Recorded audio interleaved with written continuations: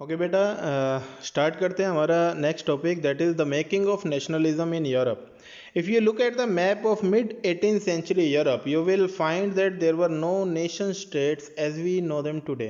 तो अगर आप मिड 18th सेंचुरी यूरोप के मैप को एक बार देखें तो आपको लगेगा कि उस टाइम जिन नेशन स्टेट्स को आज हम जानते हैं उस टाइम वो लोग मौजूद या ये नेशन मौजूद नहीं थे.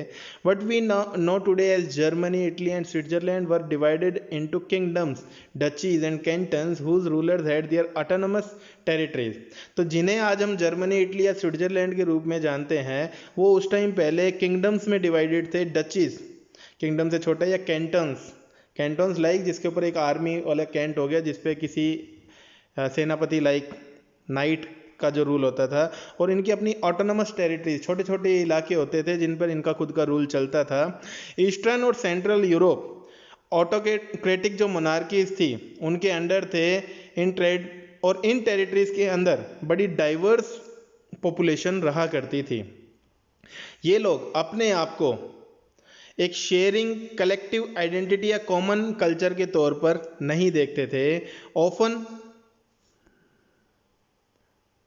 अब ये बेटा थोड़ा सा हमें क्लियर समझना पड़ेगा, ध्यान देना इन पे. Often they even spoke different languages and belong to different ethnic group. प्राय वो लोग अलग अलग भाषाएं बोलते थे और अलग अलग एथनिक जो ग्रुप थे उनसे बिलोंग करते थे. द हैब्सबर्ग एम्पायर जो ऑस्ट्रिया हंगरी पर रूल किया करता था, एग्जाम्पल के तौर पर बहुत सारे अलग अलग रीजन्स और पीपल्स का ये पैच वर्क था. मीन अलग अलग रीजन इसमें शामिल थे, अलग अलग तरह के लोग, मिक्स कल्चर के लोग इसके अंदर शामिल थे. इसके अंदर अल्पाइन रीजन्स शामिल थे. और अल्पाइन रीजन्स में कौन कौन? The Tirol, Austria and Sudetenland. और साथ ही साथ बोहेमिया, जहाँ एरिस्टोक्रेसी जो थी वो प्रीडोमिनेंटली जर्मन स्पीकिंग थी. मीन शुरुआत से ही, पहले से ही जर्मन बोलने वाली एरिस्टोक्रेसी इस पर रूल कर रही थी. साथ ही साथ इसके अंदर इटालियन स्पीकिंग जो प्रोविंसेस थे लोम्बार्डी और वेनेटिया के, ये भी शामिल थे. अगर हम बात करें हंगरी में तो हंगरी की आधी पॉपुलेशन मैग्यार भाषा बोलती थी, जबकि बाकी जो आधी पॉपुलेशन थी वो अलग अलग वैरायटी ऑफ डायलेक्ट, जो लोकल जो बोलियां थी वो बोलती थी. अगर हम बात करें गैलीशिया में तो गैलीशिया में एरिस्टोक्रेसी पोलिश भाषा, एरिस्टोक्रेसी कौन होते बेटा? जो हाई क्लास एलीट जो पर्सन है वो लोग पोलिश भाषा, पोलैंड वाली जो भाषा थी वो बोलते थे. Besides these three dominant group there also lived within the boundaries of the empire a mass of subject peasant peoples. इन तीन मेजर डोमिनेंट ग्रुप्स के अलावा एम्पायर की बाउंड्रीज में बहुत सारे और लोग जो मेनली पीजेंट पीपल्स थे, किसान लोग थे, वो भी शामिल थे. बोहेमियंस और स्लोवाक जो थे वो नॉर्थ की तरफ थे. स्लोवेंस कैरिनोला में थे. क्रोएट्स साउथ की तरफ थे. रोमन्स ट्रांसिल्वेनिया के ईस्ट में थे. और इस तरह के जो डिफरेंसेस थे इनसे बड़ा मतलब इनसे आसान नहीं था कि इनसे हम एक पॉलिटिकल यूनिटी की सेंस को प्रमोट किया जा सके इतने सारे लोगों में. The only tie binding these diverse groups together was a common allegiance to the emperor. सिर्फ एकमात्र बंधन जो था, ओनली टाई जो इन डाइवर्स ग्रुप्स को बांध कर रखता था वो था common allegiance to the emperor, कि इन सबका सम्राट एक था और वो उनके ऊपर रूल करता था. तो उस सम्राट के प्रति ये सब वफादार कह लो आप इनको. How did nationalism and the idea of the nation state emerge. तो इतने सारे डिफरेंसेस होने के बावजूद कैसे नेशनलिज्म और एक नेशन स्टेट का आइडिया इमर्ज हुआ? तो अब देखते हैं the aristocracy and the new middle class. तो सोशली और पॉलिटिकली एक लैंडेड जो एरिस्टोक्रेसी थी, मीन जिनके पास बहुत ज़्यादा ज़मीन थी, वो बड़े लोग, ये डोमिनेंट क्लास थी पूरे कॉन्टिनेंट, यूरोप कॉन्टिनेंट के अंदर. इस क्लास के जो मेंबर्स थे वो यूनाइटेड थे एक कॉमन वे ऑफ लाइफ जो रीजनल डिविजन्स को कट अक्रॉस करती थी. मीन अलग अलग जो रीजनल डिविजन्स थे उनको ये कट अक्रॉस करके इनके अंदर एक कॉमन वे ऑफ लाइफ थी. और वो क्या थी? They own estates in the countryside and also town houses. इनके पास कंट्री साइड गाँव में भी बड़े बड़े एस्टेट्स थे और शहर के अंदर टाउन हाउसेज भी थे. They spoke French for purposes of diplomacy and in high society. ये लोग इतने समझदार थे कि जब डिप्लोमेसी, कूटनीतिक जो टर्म होती थी, और हाई सोसाइटी के अंदर ये फ्रेंच भाषा अपने पर्पस, अपने फ़ायदे के लिए बोला करते थे। इनकी जो फैमिलीज थी, their families were often connected by ties of marriage. तो अलग अलग रीजन की जो फैमिलीज थी, बड़े जो एरिस्टोक्रेटिक लोग थे, ये आपस में शादी के बंधन से जुड़े हुए थे। This powerful aristocracy was however numerically A small group. लेकिन फिर भी इतनी पावरफुल जो एरिस्टोक्रेसी थी, संख्या में ये बहुत कम थी। न्यूमेरिकल अगर हम बात करें तो बहुत छोटा ग्रुप था। क्यों? क्योंकि मेजोरिटी ऑफ द पॉपुलेशन थी वो किससे मिलकर बनी थी? पीजेंट्री, किसान लोगों से। To the west, the bulk of the land was farmed by tenants and small owners, while in eastern and central Europe, the pattern of land holding was characterized by vast estates which were cultivated by serfs. तो अगर हम बात करें waste की, तो waste में बड़े पैमाने पर जो लैंड थी उसको टीनेंट्स, जो ठेके पर जो या किराए पर जो किसान होते थे या छोटे जो मालिक थे, वो खेती किया करते थे। जबकि ईस्टर्न और सेंट्रल यूरोप की अगर हम बात करें तो यहाँ जो लैंड होल्डिंग का जो पैटर्न था वो बड़े बड़े एस्टेट के रूप में था, जिनको सर्फ्स कल्टीवेट किया करते थे। In western and parts of Central Europe, the growth of industrial production and trade meant the growth of towns and the emergence of commercial classes whose existence was based on production for the market. तो western और central Europe के जो parts थे, तो यहाँ industrial production और trade के अंदर ग्रोथ का मीनिंग था ज़्यादा से ज़्यादा टाउन्स की ग्रोथ होना और एक कमर्शियल क्लास की इमरजेंस होना, जिसकी एग्जिस्टेंस मेनली मार्केट के लिए जो प्रोडक्शन चल रही थी उस पर बेस्ड थी।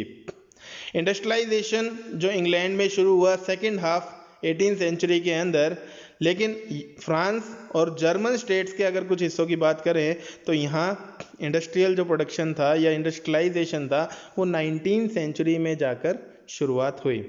In its wake, new social groups came into being, a working class population and middle class made up of industrialists, businessmen, professionals.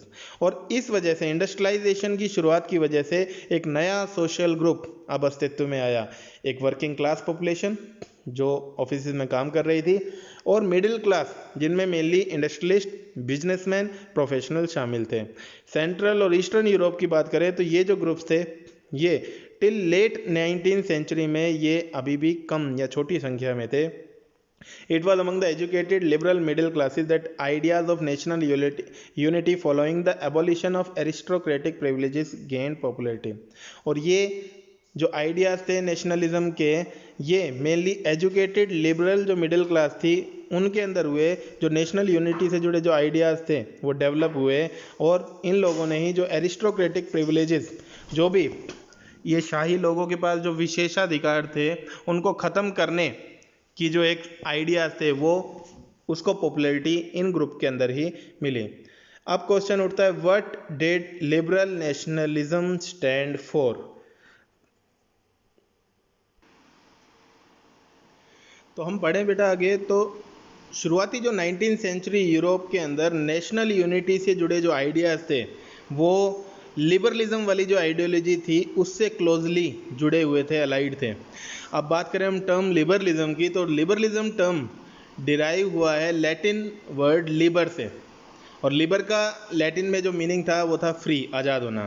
तो न्यू मिडिल क्लासेस जो थी उनके लिए लिबरलिज्म खड़ा था मेनली इंडिविजुअल की फ्रीडम और साथ ही साथ लॉ के सामने सबको equality, equality before the law. अगर हम पॉलिटिकल टर्म में बात करें तो पॉलिटिकल टर्म में लिबरलिज्म एम्फेसिस डालता था एक ऐसी कंसेप्ट ऑफ गवर्नमेंट जो बाई कंसेंट हो, मीन्स सबकी सहमति से जो गवर्नमेंट बनी हो उसके ऊपर ये फोकस करता था। फ्रेंच रेवोल्यूशन के बाद से ही लिबरलिज्म ऑटोक्रेसी के एंड के लिए खड़ा हुआ था, और जो भी क्लरिकल प्रिविलेजेस थे उनको भी ख़त्म करना चाहता था, और एक ऐसे एक कॉन्स्टिट्यूशन और एक रिप्रेजेंटेटिव गवर्नमेंट जो पार्लियामेंट के थ्रू रन की जाए इसकी डिमांड करता रहा। 19th सेंचुरी जो लिबरल्स थे उन्होंने प्राइवेट प्रॉपर्टी की इनवायलेबिलिटी के ऊपर भी स्ट्रेस दिया कि वो जल्दी से छीनी ना जाए। Yet equality before the law didn't necessarily stand for universal suffrage. लेकिन फिर भी अगर हम बात करें कि एक तरफ जहाँ लॉ के सामने इक्वेलिटी की डिमांड थी, फिर भी इसका ज़रूरी मतलब ये नहीं था कि ये लोग यूनिवर्सल सफरेज के लिए थे। मीन इक्वलिटी तो चाह रहे थे, लेकिन सभी को इक्वल वोटिंग राइट के फेवर में ये लोग नहीं थे. You will recall that in revolutionary France, which marked the first political experiment in liberal democracy, the right to vote and to get elected was granted exclusively to property owning men. Last year आपको याद भी होगा कि revolutionary France के दौरान जो शुरुआती political experiment रहे लिबरल डेमोक्रेसी में, तो वहाँ भी जो राइट टू वोट और राइट टू गेट इलेक्टेड जो था वो सिर्फ उन्हीं लोगों को दिया गया जिनके पास प्रॉपर्टी थी, और मेनली मैन, आदमी. Man without property and all women were excluded from political rights.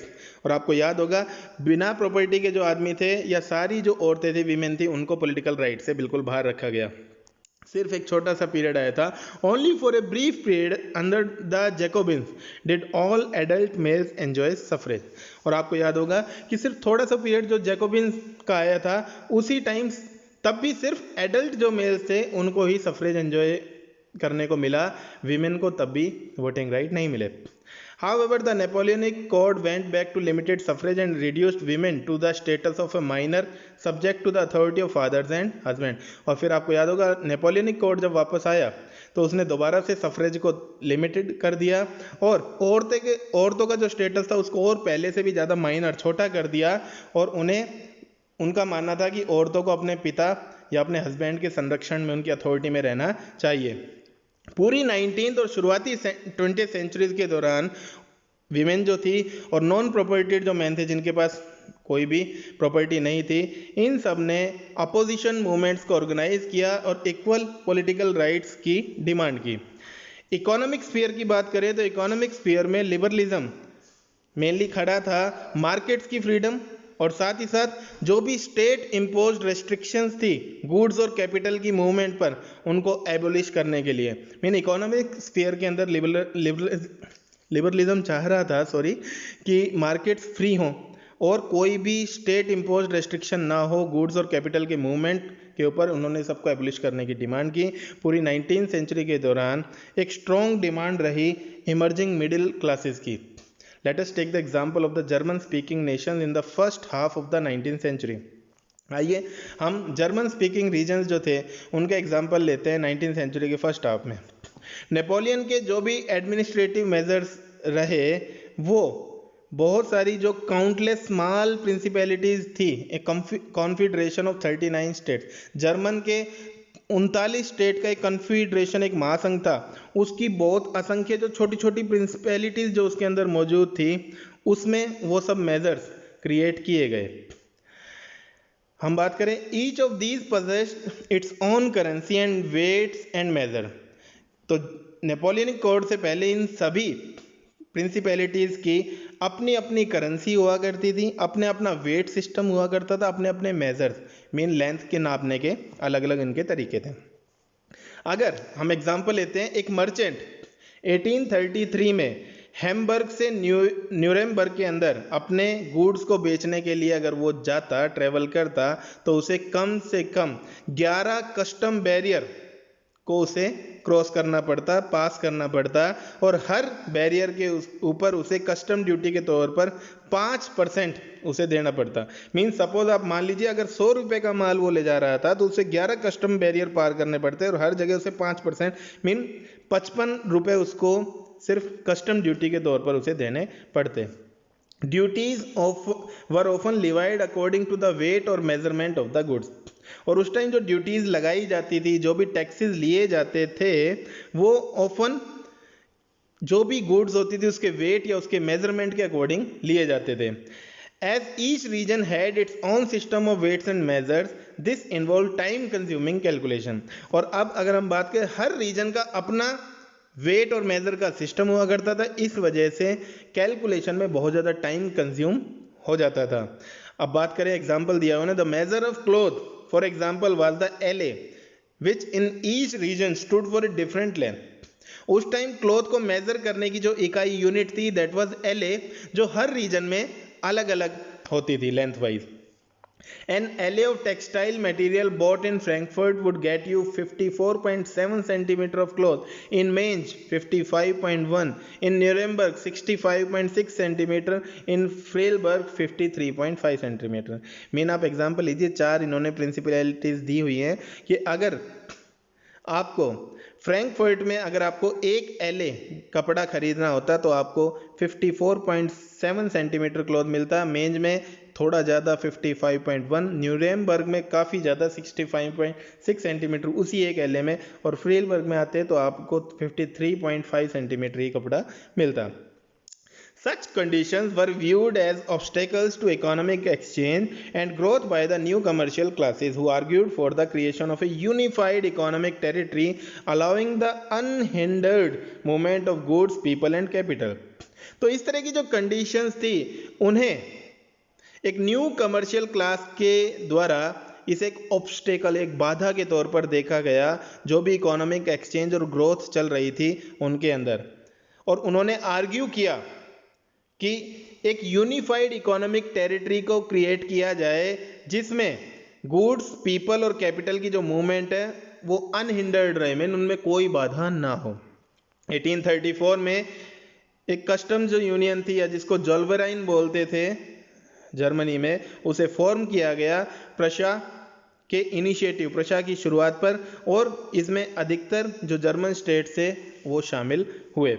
Union जो थी इसने टैरिफ बैरियर्स को एबोलिश किया, और जो करेंसीज थी, पहले जो 30 अलग अलग करेंसी हुआ करती थी उनको कम करके सिर्फ 2 करेंसी पर ये ले आए।